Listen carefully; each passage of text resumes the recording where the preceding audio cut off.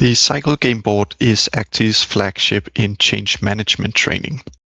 The board is not exclusively used in change management, but it is very common that this is the topic discussed in this type of game. The game board itself consists of a circular board with 24 fields to move on. Your goal as a player is to move as many of the game pieces, meaning the stakeholders and the boat right here, all the way up to field number 24. You do that by selecting options that can be qualified by reading through the stakeholder descriptions and the introductions for the game itself. Apart from the 24 fields forwards, the game board consists of outer rings, and these are typically used to symbolize resistance towards change. Most often we use Rigmora's 3 resistance levels to signify different levels of resistance towards the change process. And if we look at the outer rings here, we see that the second level from the inner circle is I don't get it. This refers to a lack of information, and stakeholders who are currently in this layer of resistance, they are going to need some additional information from the player to start moving forwards.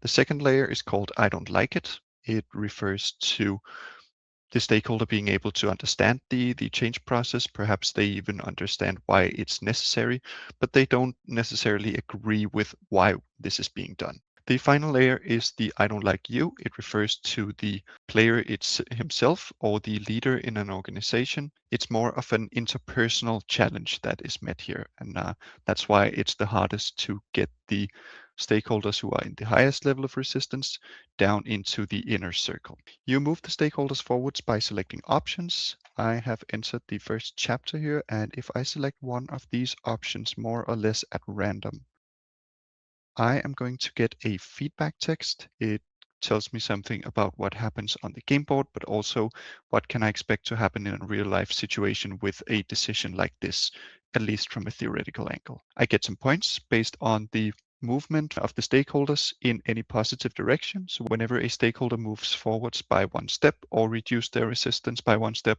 that's 1 point. If we click the view result button here, we see the stakeholders moving. I see I have 3 stakeholders in the boat at the moment, and I also have a couple of stakeholders who are in resistance at the moment. If I would like to read more about any of these stakeholders, I can always just click them right here.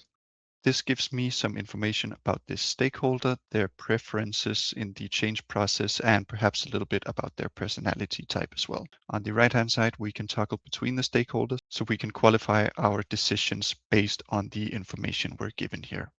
Once you are done playing through a chapter, I have 85 hours left here, but if I were done playing this chapter, as soon as I click the continue button, I would be forwarded to the next chapter. That's how the cycle games function. Go ahead and check them out.